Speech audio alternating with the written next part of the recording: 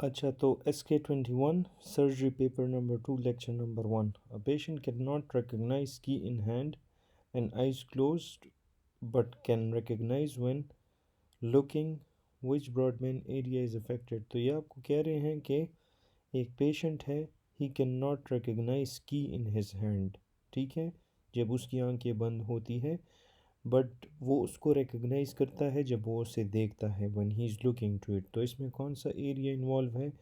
That is your Brodmann area 3 to 1, ठीक है।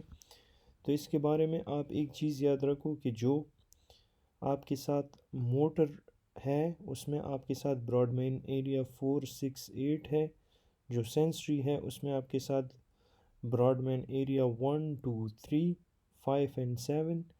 जो ऑडिटरी है उसमें आपके साथ ब्रॉडमैन एरिया 22, 41 एंड 42।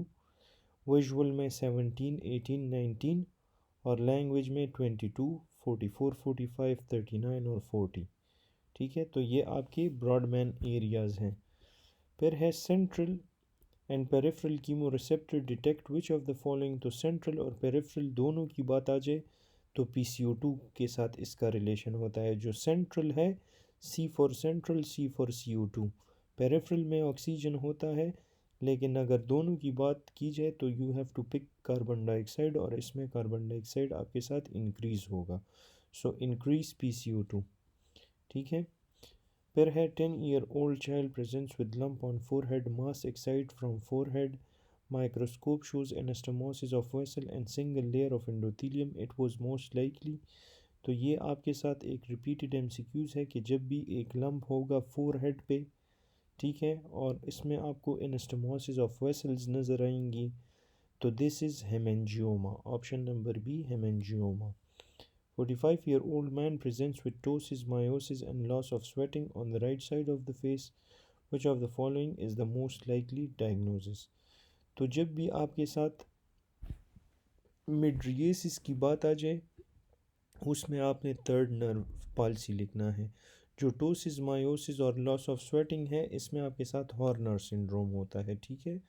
तो ये आप याद रखो कि Horner syndrome is associated with ptosis, miosis, और जब टोसिस और मिड्रिएसिस होगा तो ऑक्यूलोमोटर होगा।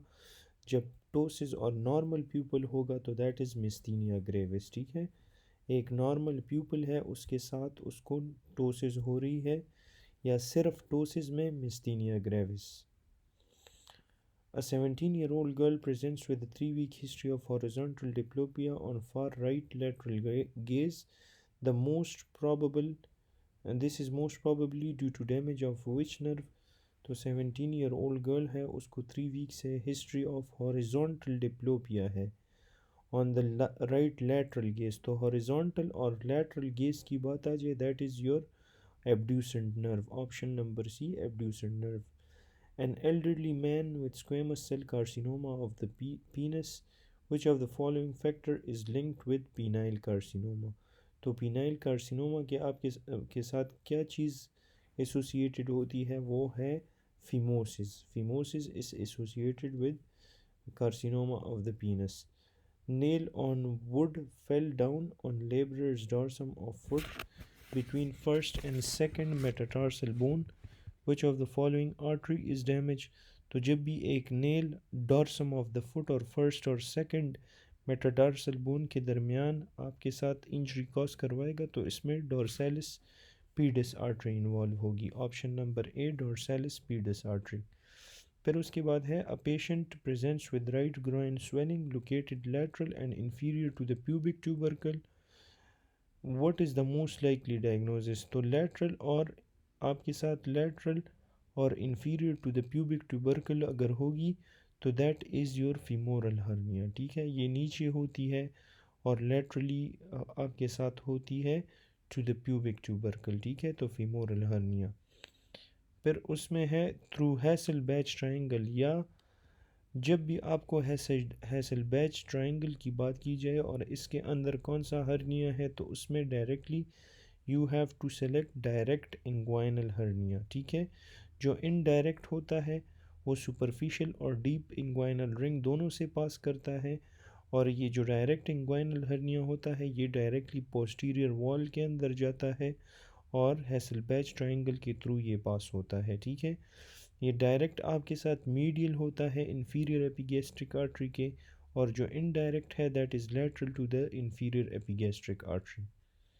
During surgical exploration, which of the following layer is immediately encountered first upon opening the sac, opening the hernia sac? तो अगर आप सर्जिकल एक्सप्लोरेशन करोगे, आपको कौन सा लेयर इमीडिएटली मिलेगा जब आप हर्निया सैक को ओपन करोगे? तो that is your fascia transversalis. क्या है? That is your fascia transversalis. Stab injury हुई है just right side to the sternum near the six intercostal space will pierce which damage which of the following structure? तो जब भी six intercostal space की बात आ जाए तो इसमें आप याद रखो कि, और फिर ये आपके साथ right side of the sternum की बात भी की गई है, तो that is your inferior vena cava, ठीक है। सिक्स इंटरकॉस्टल स्पेस आपके साथ उसके राइट साइड पे स्टर्नम आपका डैमेज हुआ है near the six intercostal space, तो दैट इज़ योर आईवीसी, ठीक है। आईवीसी में सिक्स इंटरकॉस्टल स्पेस है। जब कॉस्टल कार्टिलेज की बात आ जाए उसमें आपने फिर राइट एट्रियम लिखना है।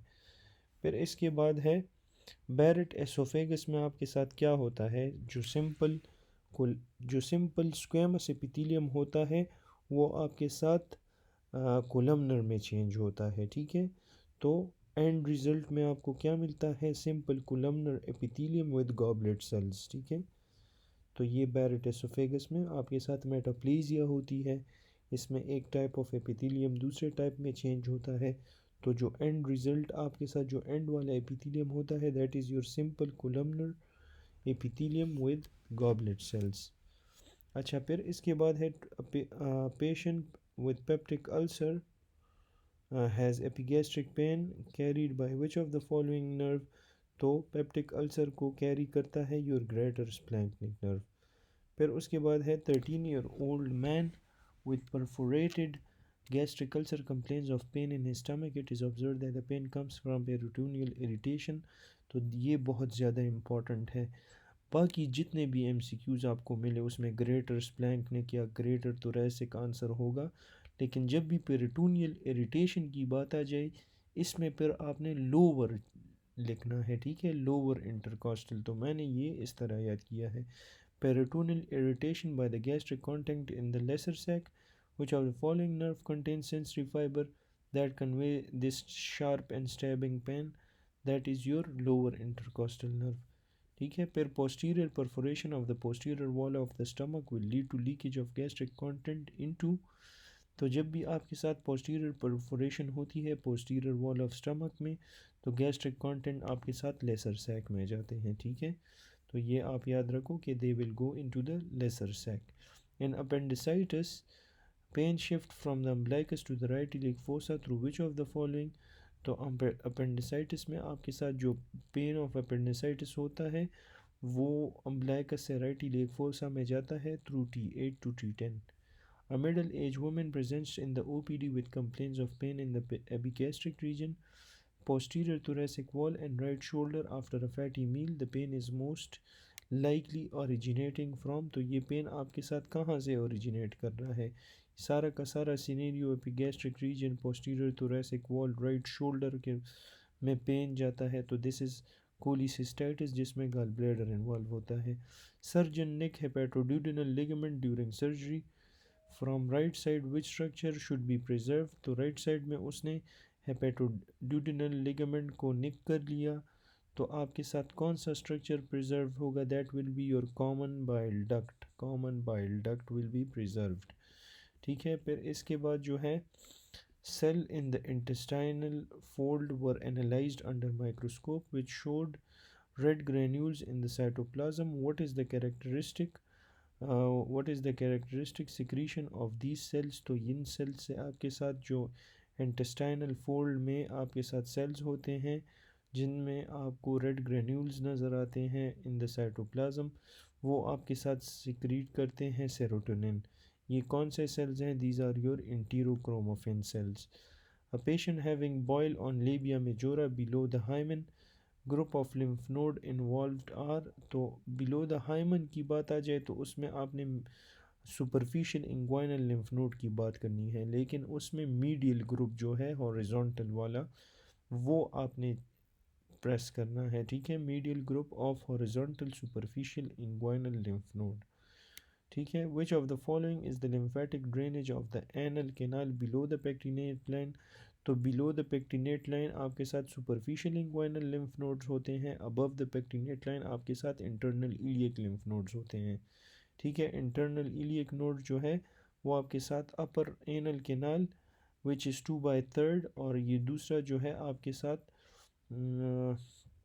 Below the pectinate line. PCR detect क्या चीज़, तो ये आरएनए और डीएनए दोनों को डिटेक्ट करवाएगा, ठीक है। It will detect both RNA and DNA.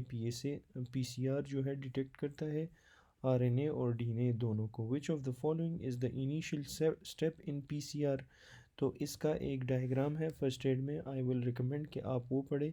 तो सबसे पहले इनिशियल स्टेप जो पीसीआर में होता है दैट इज़ योर मेल्टिंग, ठीक है। फिर उसके बाद जो है आपका प्राइमर कंस्ट्रक्शन पहले होता है, फिर denaturing of the DNA, then annealing of the primer, फिर चेन एक्सटेंशन या इलोंगेशन।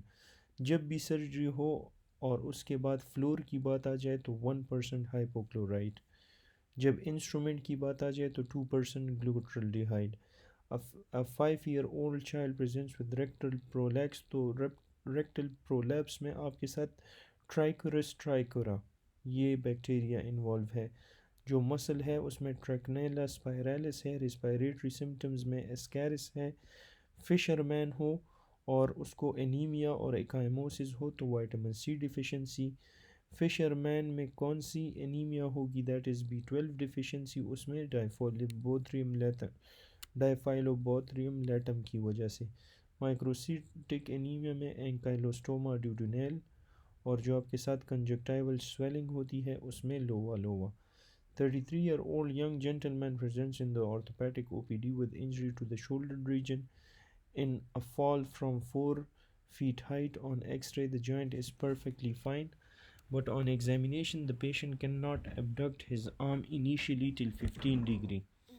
और 15 डिग्री के बाद जो है वो 15 डिग्री तक आर्म की एडक्शन नहीं कर सकता, और उसके बाद जो है आफ्टर 15 डिग्री पैसिव मूवमेंट वो कर रहा है, ठीक है। And patient is able to move his arm over the head. The likely muscle damaged is your supraspinatus, तो इसमें कौन सा मसल आपके साथ डैमेज होगा, दैट इज़ योर सुप्रास्पाइनेटस। तो 15 डिग्री तक आर्म को जो वो करता है, आर्म की मूवमेंट करवाता है, that is your supraspinatus. 15 to 90 तक डेल्टॉइड करवाता है, और 90 एंड अबव आपके साथ कौन करवाता है, that is your serratus anterior और ट्रेपीजियस, ठीक है। That is your serratus anterior and trapezius. तो ये आप याद रखें कि 15 डिग्री तक दिस इज़ द एक्सप्लेनेशन, आप इसको देख सकते हैं, ठीक है। फिर इसके बाद है थर्ड फेरेंजियल आर्च डिराइवेटिव क्या है, that is your stylopharyngeus muscle. तो अब आपको जब भी फेरेंजियस का ये वर्ड मिले, ठीक है, सारा की वर्ड है टाइप, जो थर्ड फेरेंजियल आर्च है उसका की वर्ड है फेरेंजियस, तो सारे फेरेंजियस जो है वो आपके साथ थर्ड फेरेंजियल आर्च से होंगे। फिर उसके बाद आपके साथ जो फर्स्ट है दैट इज़ फ्रॉम मैक्सिलरी, जो सेकंड है सॉरी मैक्सिलरी नहीं, एम उसका कीवर्ड है, तो जो भी एम से स्टार्ट होंगे उनमें आपके साथ फर्स्ट आर्च होगा। जो भी आपके साथ एस से स्टार्ट होंगे वो आपके साथ सेकंड आर्च होगा, और जब भी आपको फेरेंजियस का वर्ड मिले तो वो थर्ड आर्च में इंक्लूड होता है, ठीक है। अच्छा, फिर इसके बाद आता है, ये आप देख सकते हैं, पल्मोनरी ट्रंक को आपने याद रखना है कि पल्मोनरी ट्रंक आपके पास कहाँ पे होगी, it arises from the fourth arch, ठीक है, या सिक्स्थ आर्च सॉरी। जो पल्मोनरी ट्रंक है that arises from the sixth arch. फिर है most common great vessel anomaly, तो ये ऑलरेडी रिपीटेड है, this is your PDA। Preoperative male having 22 HB 65 HCT, what should be done? तो अगर उसकी 22 HB है और 65 HCT है तो आप उसके लिए वीनिसेक्शन करो. Patient presents with semi-conscious condition with BSR 450, pH 7.2, HCO3 18 and PCO2 जो है उसका 40 है. Which of the following is the result of low insulin? तो लो इंसुलिन में आपको कीटोन बॉडी फॉर्मेशन नज़र आती है. पेशेंट जो है वो आपके साथ उसकी टॉल हाइट है, डिलेड प्यूबर्टी है, having small testis and azoospermia, उसको उसके लार्ज लेग्स हैं, गायनेकोमेस्टिया है, कैरियोटाइप 47XXY है. तो मैंने आपको कहा है कि इस क्वेश्चन में आपने सिर्फ 47XXY को देखना है, या किसी भी क्वेश्चन में 47XXY मेंशन हो तो directly go with Klinefelter. Which of the following is underlying pathology for phenotype of Turner? तो phenotype of Turner में आपके साथ क्या होगा? मोनोसोमी ऑफ एक्स क्रोमोसोम होगा. ठीक है. TPN के बारे में हमने पढ़ा था कि हाइपरग्लाइसीमिया इसके साथ रिलेटेड होता है, या patient is prone to develop hyperglycaemia. Already repeated. Which of the following enzyme is deficient in McArdle disease?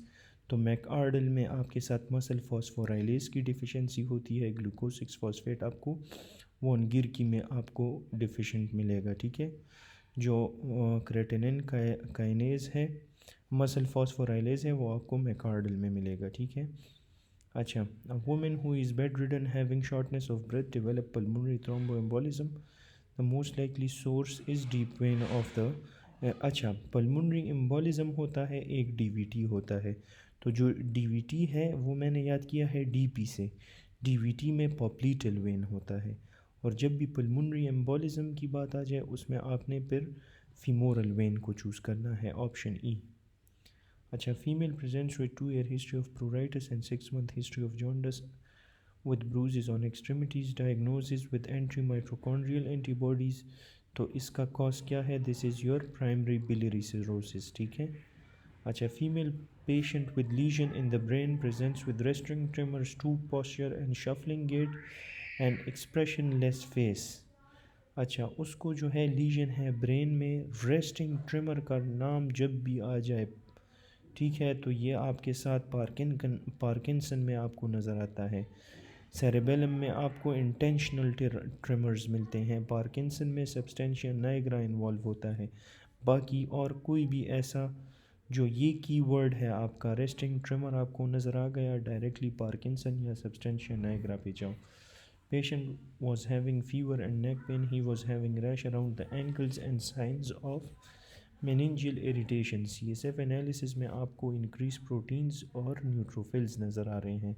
तो मैंने आपको कहा था कि न्यूट्रोफिल्स हमेशा बैक्टीरियल मेनिंजाइटिस में ज़्यादा होंगे. ठीक है. और लिम्फोसाइट्स आपके साथ TB, वायरल और फंगल में हो सकता है. अच्छा. On the basis of gram stain, तो इसमें आपके साथ ग्राम नेगेटिव डिप्लोकोकाई इन्वॉल्व होगा. ठीक है. Gram negative diplococci.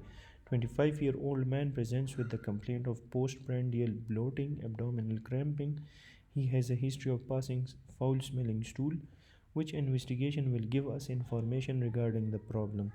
तो जब भी आपको इस तरह एक यंग मैन है, उसको एब्डोमिनल ब्लोटिंग और क्रैम्पिंग हो रही है, फाउल स्मेलिंग स्टूल्स है, तो उसमें आपने स्टूल DR करना है मैलिग्नेंसी को रूल आउट करने के लिए. जब भी इन्फेक्टिव होगा उसमें आपने स्टूल CS करना है. और अगर आपने मास या मैलिग्नेंसी को रूल आउट करना है तो उसमें आपने स्टूल DR करना है. Plasma cells are produced by which of the following cells. तो प्लाज्मा सेल्स को B सेल प्रोड्यूस करवाता है. ग्रेडिंग एक होता है staging, extent of spread. S for staging, S for spread. और ग्रेडिंग में डिग्री ऑफ डिफरेंशिएशन होता है. ठीक है. तो ये आप याद रखो, डिग्री ऑफ डिफरेंशिएशन और स्टेजिंग में extent of spread. Drug of choice for cardiogenic shock. तो कार्डियोजेनिक शॉक में हम डोपामीन और डोब्यूटामीन देते हैं. ठीक है. तो एनाफाइलेक्टिक शॉक में हम एड्रेनलिन देते हैं. सेप्टिक शॉक, एनाफाइलेक्टिक शॉक में और कार्डियक अरेस्ट में. तो एक बंदे को एनाफाइलेक्टिक शॉक हो या उसको कार्डियक अरेस्ट हो, आपने उसको एड्रेनलिन देना है. अगर उसको सेप्टिक शॉक हो, सेप्सिस की वजह से शॉक हुआ है, तो उसको नॉर एड्रेनलिन दो. अगर ब्रेडिकार्डिया हो रही है तो आप एट्रोपिन दो, वो आपके हार्ट रेट को वापस इंक्रीज़ करवा देगा. Heart work as a syncytium because of, तो हार्ट सिंसेशियम की तरह क्यों काम करता है, क्योंकि उसमें आपको गैप जंक्शंस मिलते हैं। Main determinant of coronary circulation, तो जो सबसे इम्पॉर्टेंट डिटर्मिनेंट है कोरोनरी सर्कुलेशन का वो आपके साथ लोकल मेटाबोलाइट है और ऑक्सीजन डिमांड है, ठीक है। लोकल मेटाबोलाइट और ऑक्सीजन डिमांड, तो इसमें ये अगर आपने पढ़ना है वीडियो को यहाँ पे पॉज कर लें। विच of the following is the most important property of IgM, तो आईजीएम आपके साथ सबसे पहले रिलीज़ होता है इन्फेक्शन में, it release is early in the infection. एक पेशेंट है उसको राइट इलियक फोसा पेन है और उसको डायग्नोज हुआ है एक्यूट अपेंडिसाइटिस। तो एक्यूट अपेंडिसाइटिस में किस टाइप की इन्फ्लेमेशन होती है, आपको सप्यूरेटिव इन्फ्लेमेशन मिलती है। Hyaline cartilage is clear transparent due to which of the following, तो हाइलिन कार्टिलेज आपके साथ ट्रांसपेरेंट होता है क्योंकि उसमें आपको गैग्स मिलते हैं, gags GAGS, glycosamine glycan. Which of the following is the site of action of glucokinase, तो ग्लूकोकाइनेज आपके जो सॉरी उसका जो हेपेटोसाइट्स हैं उस पे आपके काम करता है, ठीक है। ग्लूकोकाइनेज का काम है लिवर के हेपेटोसाइट्स पे, ठीक है। तो ये याद रखो, glucokinase gluco hepatocyte, glucokinase hepatocyte. Which of the following genetic element is capable of moving from one location to another within the genome and may carry functionally important genes, तो एक जगह से दूसरी जगह पे ट्रांसपोर्ट हो रहा है, that is due to transposons. Young child है उसको early adolescent with prominent forehead, everted looking eyes, long longitudinal mandible, hypergonadism. तो एक आपके साथ हाइपरगोनेडिज्म होता है, एक आपके साथ होता है हाइपोगोनेडिज्म। हाइपोगोनेडिज्म आपको क्लाइनफिल्टर में मिलता है और जो हाइपरगोनेडिज्म होता है वो आपको फ्रेजाइल एक्स में मिलेगा, ठीक है। तो ये आपने लाजमी माइंड में रखना है कि इसके जो एग्स होते हैं, गोनेड्स होते हैं, वो बहुत बड़े होते हैं, तो बड़े गोनेड्स आपको फ्रेजाइल एक्स में मिलेंगे, छोटे गोनेड्स आपको क्लाइनफिल्टर में मिलेंगे।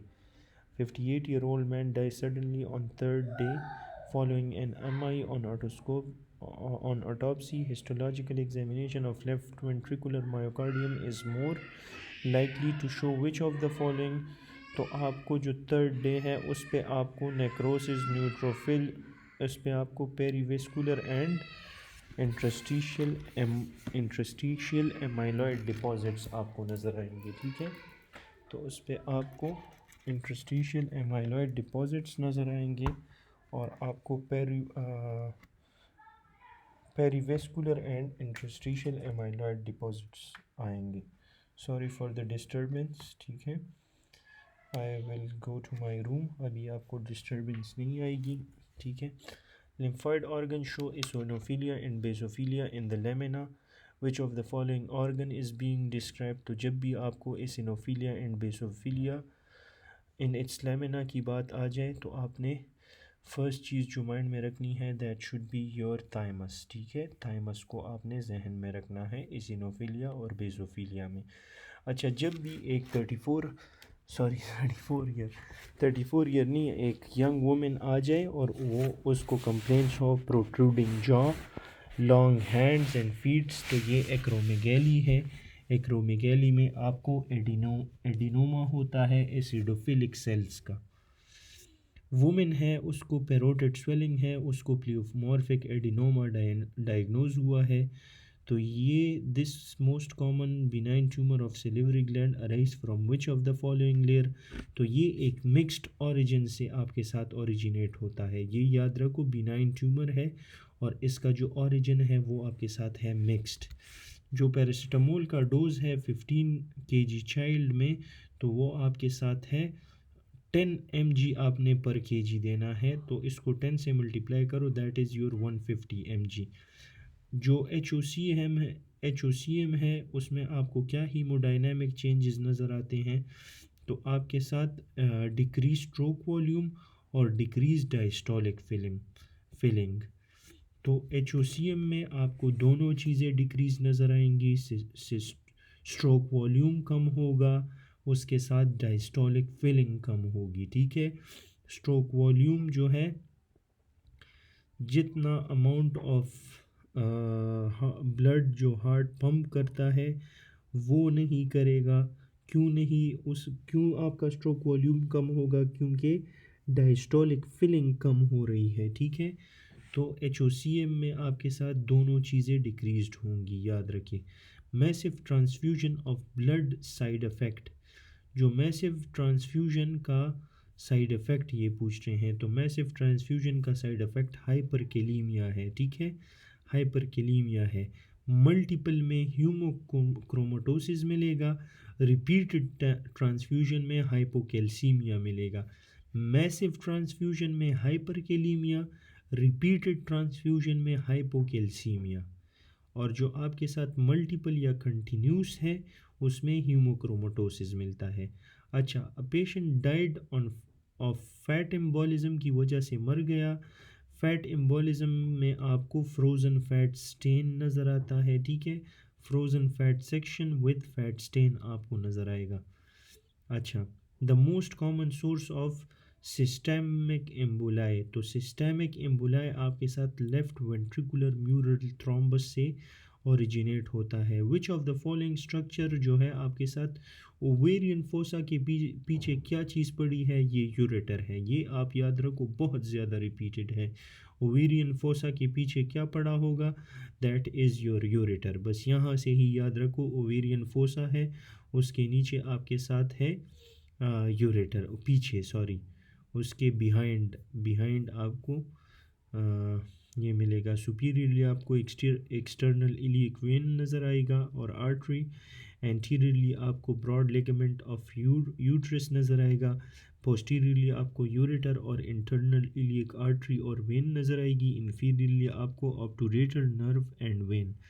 एक पेशेंट है, उसको वर्टिकल डिप्लोपिया, टोसिस और मिड्रिएसिस। तो मैंने आपको अभी इसी लेक्चर में कहा कि जब भी आपको मिड्रिएसिस का वर्ड नज़र आए, the first nerve that should come to your mind, अगर क्रेनियल नर्व का पूछ रहे हैं तो it should be oculomotor, third cranial nerve, ठीक है। Ptosis mydriasis oculomotor, ptosis miosis Horner, ptosis normal pupil या सिर्फ टोसिस में myasthenia gravis. 56 year old executive officer है, उसने बर्गर विथ फ्राइज खाया और उसके बाद लिपिड प्रोफाइल करवा लिया। तो जब सेंट्रीफ्यूग हुआ, उसका प्लाज्मा आपके साथ मिल्की वाइट नज़र आ रहा है। मिल्की वाइट प्लाज्मा सिर्फ और सिर्फ काइलोमाइक्रॉन्स में होता है, ठीक है। तो काइलोमाइक्रॉन्स के लिए सर्च करो, that is your correct answer. A lady with 36 week pregnancy, which of the following respiratory changes occurs in this women. तो एक 36 वीक प्रेग्नेंट वुमेन है और उसमें आपने रेस्पिरेटरी चेंजेस देखने हैं। तो सबसे पहले आपने देखना है रेस्पिरेटरी रेट डिक्रीज़ होता है, टाइडल वॉल्यूम इंक्रीज़ होता है, ठीक है। TLC डिक्रीज़ होता है, vital capacity remains the same, ठीक है। तो दैट इज़ करेक्ट। अभी इसकी एक्सप्लेनेशन बहुत इम्पॉर्टेंट है, आपने याद रखना है। मैंने इस तरह याद रखा है कि टाइड्स में आपके साथ मिनट्स टाइड्स में आपके साथ माइन्यूट वेंटिलेशन होती है। तो tidal volume minute ventilation, inspiratory capacity में रेस्पिरेटरी रेट इंक्रीज होगा। डिक्रीज आपके साथ it does not makes any sense, लेकिन टाइडल वॉल्यूम और मिनट याद रखा है तो ये दोनों मुझे याद हैं कि दे आर इंक्रीज्ड। जो TLC और FRC है वो आपके साथ रेस्पिरेटरी रेट चेंजेस में आपके साथ TLC और FRC डिक्रीज होगा, रेजिडुअल वॉल्यूम, ठीक है। जो आपके साथ सेम रहेंगे that will be your respiratory rate and your vital capacity. Which hormone is secreted in response to fatty food and cause delayed gastric emptying. तो जब भी डिलेड गैस्ट्रिक एम्पटिंग की बात आ जाए तो आपने CCK प्रेस करना है। Increase gastric emptying, increase gastric H+ secretion की बात आ जाए तो that is your gastrin. Increase gastric emptying की बात आ जाए तो उसमें आप सिक्रेटिन लिखो, ठीक है। Made works with bend knees pre patellar bursitis की बात, जो आपके साथ इसको हाउस मेड नी कहते हैं, ठीक है। Swelling and pain of knee due to involvement of pre patellar bursa, housemaid's knee. Injury to the mandibular nerve at foramen ovale will lead to, तो जब भी आपके साथ मैंडिबुलर नर्व डैमेज होता है फोरामेन ओवेल में, उसमें lower face की सेंसेशन लॉस होती है, ठीक है। तो याद रखो कि loss of sensation at the lower face. Patient है, उसको आफ्टर आरटीए ही can't understand and read, most likely suffering from, तो अभी ही कैंट अंडरस्टैंड एंड रीड, तो मैंने आपको कहा था ब्रोका से ब्रोकन माउथ याद रखो, अगर बात नहीं कर सकता that is your Broca's aphasia, अगर बात कर सकता है लेकिन कुछ समझ नहीं सकता दैट इज़ योर वर्निकीज एरिया। अगर दोनों चीज़ें इन्वॉल्व हैं, बात भी नहीं कर सकता अंडरस्टैंड भी नहीं कर सकता, तो ये आपके साथ फिर ग्लोबल एफेजिया में आता है। अभी उसको जो है अंडरस्टैंडिंग में प्रॉब्लम है, तो दिस इज़ योर वर्निकीज एरिया, ठीक है। वर्निकीज है ऑप्शन में, यस। ब्रोकाज एरिया जो है मोटर एफेजिया है, नॉन फ्लुएंट एरिया 44-45 इन्वॉल्व होते हैं और इंफीरियर फ्रंटल गायरस में होता है।